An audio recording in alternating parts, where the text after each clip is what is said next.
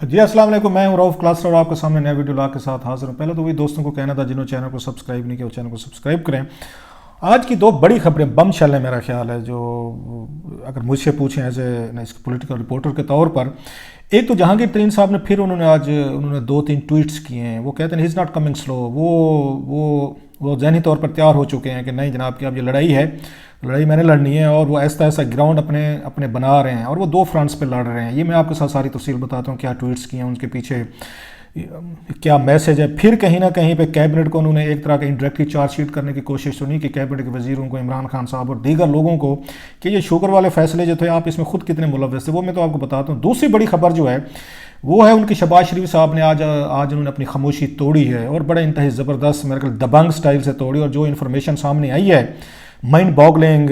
اور جو لگتا ہے کہ پاکستان میں پولیٹیکل کھیل کیسے کھیلے جاتے ہیں۔ ہمارے دوست ہیں، ان کا نام ہے سہیل وڑائے صاحب، انہوں نے آج جو کالم لکھا ہے جنگ میں، اس میں بڑی تفصیل کے ساتھ انہوں نے بتایا ہے کہ وہ سارا کھیل کیا چل رہا تھا، کیا بات چیت ہو رہی ہے، کن کن کے ساتھ مذاکرات ہو رہے تھے، کیسے وہ وزیر اعظم بن رہے تھے عمران خان صاحب کی جگہ اس الیکشن سے پہلے، اور کیسے اسٹیبلشمنٹ جو ہے وہ عمران خان کے ساتھ مذاکرات کر رہی تھی کہ آپ کو وزیر اعظم بنائیں تو آپ کیا آپ کریں گے، اور شہباز شریف صاحب سے بھی ڈیل ہو رہی تھی کہ اگر آپ کو وزیر اعظم بنا دیں 2018 کے الیکشن کے بعد تو آپ کیا کریں گے، تو کیبنٹ کے نام تک بھی فائنلائز ہو چکے تھے۔ یہ بڑی انتہائی امپورٹنٹ انہوں نے ڈسکلوجر کیے، میں سمجھتا ہوں، جس سے آپ کو اندازہ ہوگا کہ پاکستان کی پالیٹکس جو ہے یہ کہاں کھڑی ہے، اور اس کے کتنے چانسز ہوتے ہیں کہ کس وقت آپ کے پارٹنرز اور آپ کے الائز جو ہے نا بدل لیے جائیں، اور اسٹیبلشمنٹ جب بھی چاہے وہ ایک گھوڑے کو اٹھائے ادھر لے جائے، دوسرا گھوڑا اس کی جگہ کھڑا کر دے۔ یہ بڑی اہم یہ ان کی انفارمیشن ہے جو آج انہوں نے شیئر کی ہے، اور ان کا کانفیڈنس بھی بتا رہا ہے شہباز شریف صاحب کا کہ کھیل کس طرف جا رہا ہے۔ میں اس پہ آتا ہوں، پہلے وہیں سے شروع کرتے ہیں جہانگیر ترین صاحب سے، کہ ترین صاحب نے جو آج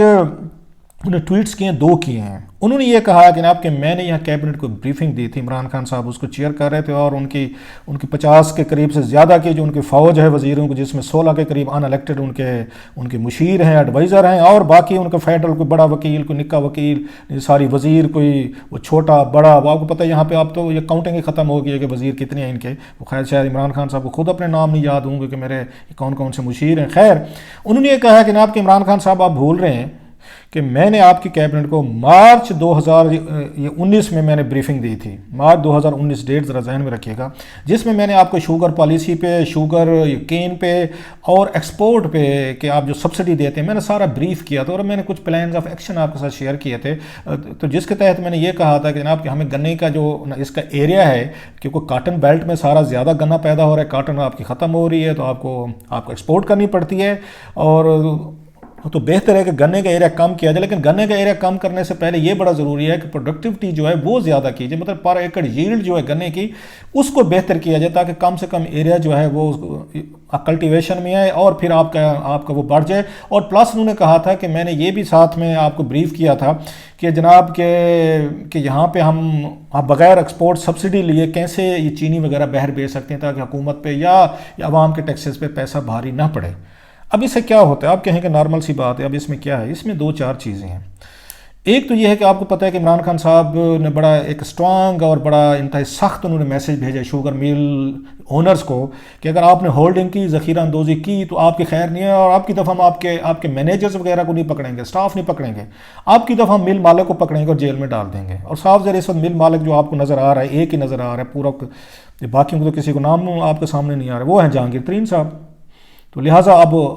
اب ترین صاحب بھی سمجھ رہے ہیں کہ یہ سارے یہ جو ہولڈنگ کی باتیں ہو رہی ہیں، یا یہ ساری کی ساری یہاں پہ یہ لاز لائے جا رہے ہیں، تو میں اس کا مین، اس میں 2-4 اور بھی پکڑے جائیں گے، لیکن مین ٹارگٹ جو ہے وہ خود کو سمجھتے ہیں میرا خیال ہے، اس لیے وہ ابھی سے وہ 2-4 چیزیں اس میں کر رہے ہیں کہ میسج ہے کہ جناب ہم کسی کو نہیں چھوڑیں گے، اور حکومت یہ کہہ رہے کہ انہوں نے ہمیں تھریٹ کی تھی شوگر میلز والوں نے کہ جناب ہم آپ کی چینی مہنگی کر دیں گے، تو ہم یہ کر دیں گے، تو وہ کر دیں گے، تو ہم ان کو سپیئر نہیں کریں گے۔ سو لڑائی اب بڑھ رہی ہے اس پہ۔ یہ پاکستان شوگر مل جو انہوں نے اپنا ریئیکشن دیا ہے، انہوں نے بھی کہا جی آپ کو غلط کہا گیا ہے، انکوائری رپورٹ میں انہوں نے بہت سارے سوالات کھڑے کر دیے کہ انہوں نے بیٹھ کے ہم سے بات نہیں کی، جو انکوائری کمیٹی تھی کہ ہمارا موقع سنتی، وہ ایک علیحدہ لڑائی چل رہی ہے۔ اب ترین صاحب جو ہیں ایک تو پولیٹیکل محاذ پہ وہ ایکٹیو ہو رہے ہیں، انہیں پتہ ہے کہ 25 کے بعد، ویسے تو شیخ رشید صاحب نے کہا کہ شاید 25 تک فرانسک آڈٹ رپورٹ نہ آئے، تو اب اس میں 8-10 دن مزید لگ جائیں. تو میں نے آپ کو یاد ہوگا ایک اپنے ویڈیو میں کہا تھا کہ اگر جہانگیر ترین صاحب کو پکڑنا ہے تو ایک ہی چیز پہ پکڑے جا سکتے ہیں, اگر آپ لوگ اس کو ثابت کر سکیں حکومت جب وہ ہے کہ ترین صاحب جو ہیں انہوں نے جو ایکسپورٹ کی تھی اور جو انہوں نے وہاں پہ لی سبسڈی لی اور ایکسپورٹ, کیونکہ وہ کہہ رہے ہیں جی اب 68% افغانستان کو ہوئی ہے, تو لہٰذا دیکھا یہ جائے گا کہ افغانستان کو واقعی فزیکلی طور پر یہ ایکسپورٹ کی گئی ہے اور بھیجی گئی ہے وہاں پہ. اور جیسے میں نے کہا تھا وی باک سسٹم ہے پاکستان میں بھی لگا ہوا ہے, وہاں پہ افغانستان کی سائڈ پہ بھی لگا ہوا ہے, جو کسٹمز آپریٹ کرتے ہیں کہ جو چیز کنسائنمنٹ آتی ہیں وہ ساری کی ساری ریکارڈ ہوتی ہیں, ڈیجیٹائز ہوتی رہتی ہیں. اب یہ ثابت کرنا مشکل کام نہیں ہے کہ جناب اگر وہاں سے انہوں نے اپنے گوداموں میں رکھا ہے اور انہوں نے صرف آن پیپرز انہوں نے ایکسپورٹ کی, انہوں نے سبسڈی لے رہی ہے اور ان کے سٹاک جو ہیں وہ وہیں پڑے رہے ہیں, اپنی ملوں میں پڑے ہیں ترین صاحب کے, تو جناب یہ تو پھر بہت بڑا سکینڈل ہے میرا خیال ہے. اور اس کے بعد ترین صاحب کے لیے بچنا مشکل ہو جائے گا. ان کا پولیٹیکل کیریئر تو پہلے ختم ہو چکا ہے, ان کا بزنس جو ہے وہ بھی رہسا ختم ہو جائے گا کہ دیکھیں جی آپ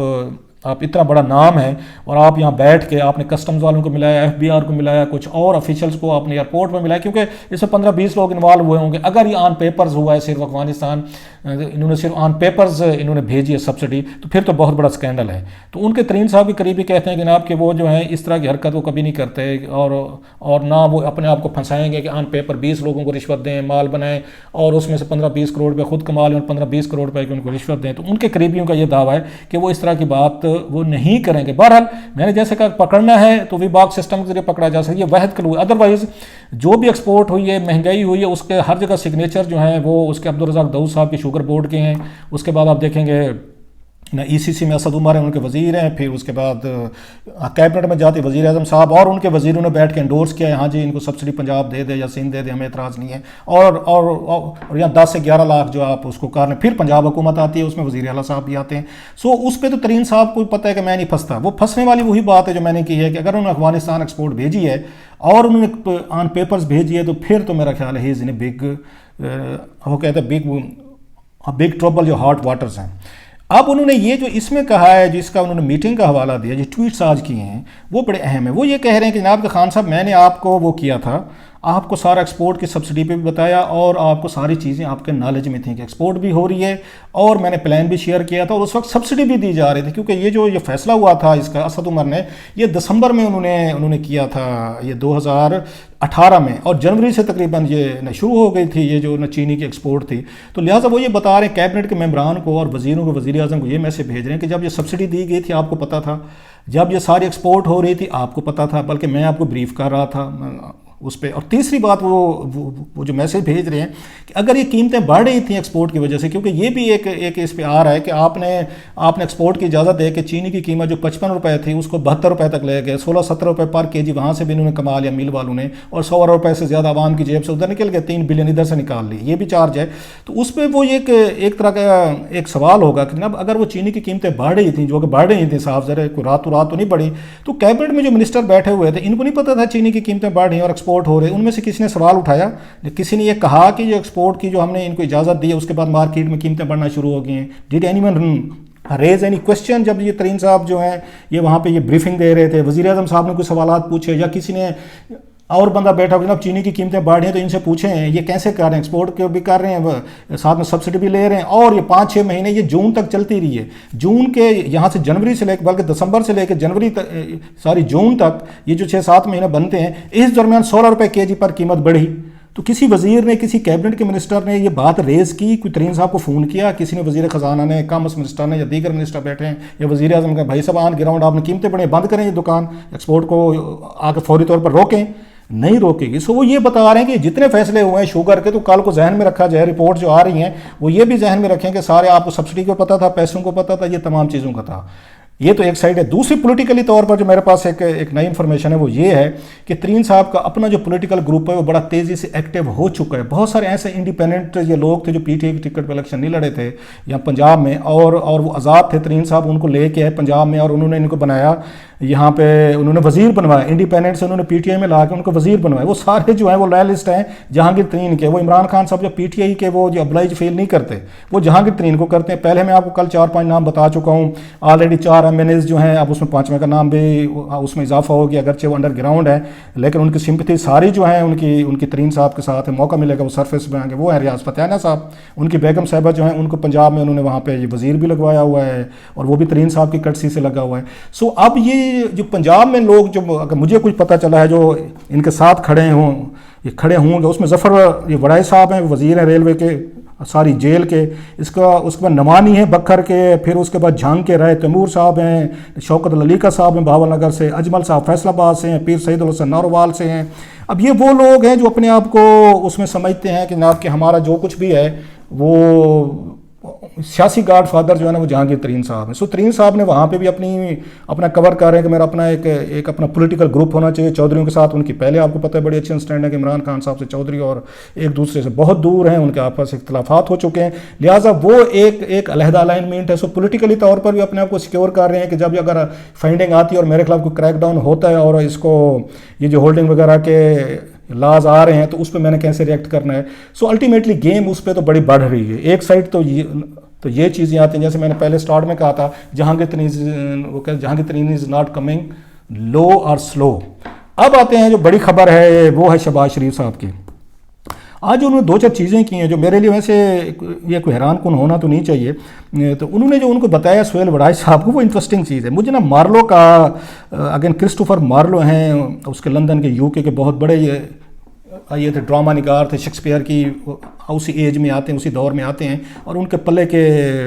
ये समझे जाते थे ड्रामा प्ले राइटर। उनका डॉक्टर फाउस्टस एक बहुत बड़ा प्ले है, बहुत कम मेरा ख्याल हमारे यहाँ उनको जाना जाता है। तो एक डॉक्टर होता है तो वो अपनी सोल बेचना चाहता है उनको, कि मुझे जो मेरी सोल है, रूह है, इसके बदले में वर्ल्डली गेन्स लेना चाहता हूँ मैं।